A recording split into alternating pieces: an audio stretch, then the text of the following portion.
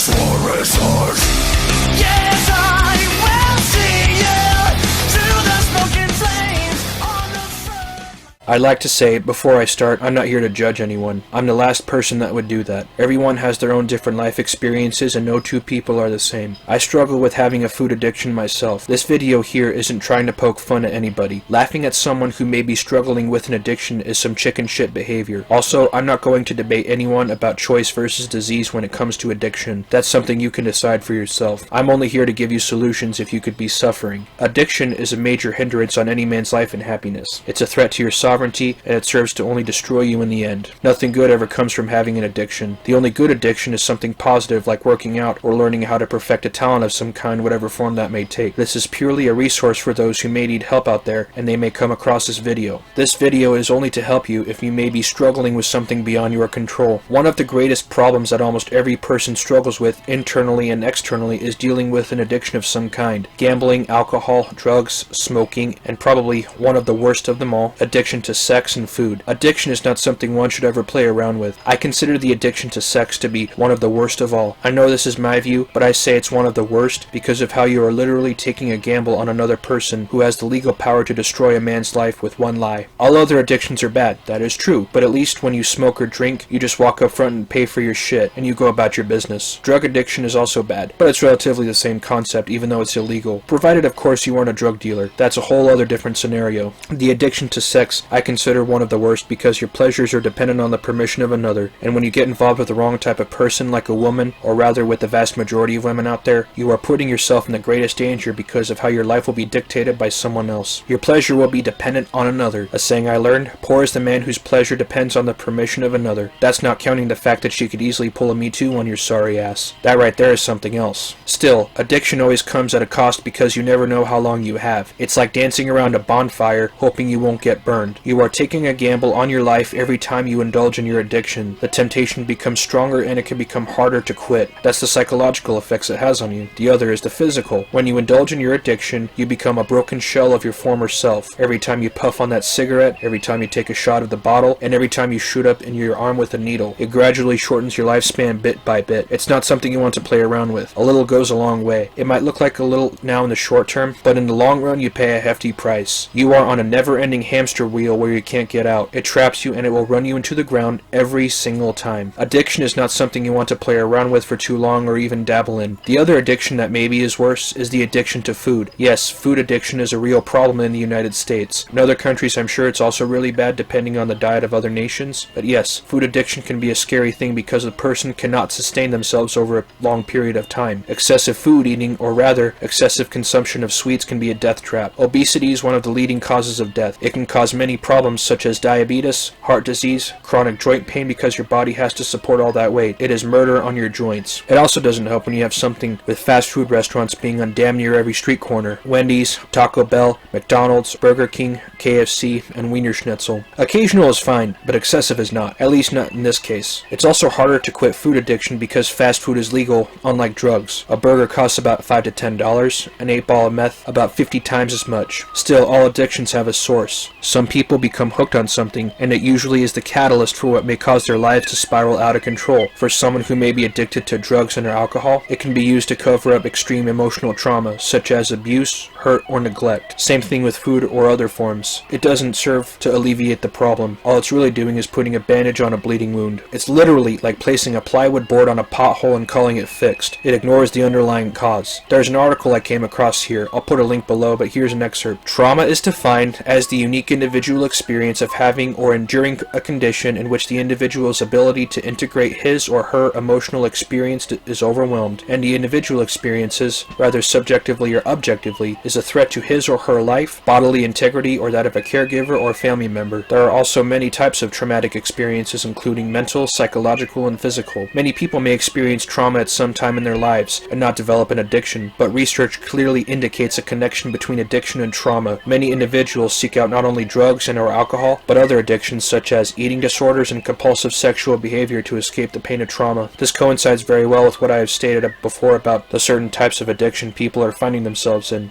having PTSD or post-traumatic stress disorder is the root cause of a vast supermajority. Here's another excerpt. The amygdala, your brain's threat detection center, can become overactive, engaging in a constant program of looking for, seeing, and assessing threat. This will cause you to feel intensely anxious, vulnerable, and fearful. The hippocampus, your brain's center for processing memories, can become underactive. Rather than consolidating and placing memories in the outer layer of your brain for long-term storage, memories get hung up in a present-day loop. The result? You will experience and re-experience intrusive, disturbing, and uncomfortable recollections. The cortex, your brain's center for executive control, becomes interrupted by survival-oriented instincts from deep inside your inner brain. These instincts overrule logical thinking, diminish cognitive processing, and decrease your ability to inhibit behavior. Even when you try to refrain from addictive behavior, you will experience an unstoppable urge to engage in it. It's in the same article. There is a light at the end of the tunnel. Addictions are hard to kick, but not impossible. I will put more links on the matter if you need help. Some simple steps are: don't play the blame game. It's easy to place blame when the throes of addiction or when dealing with an addict. It's important to understand that the addict is not to blame for his or her addiction, but they must take sole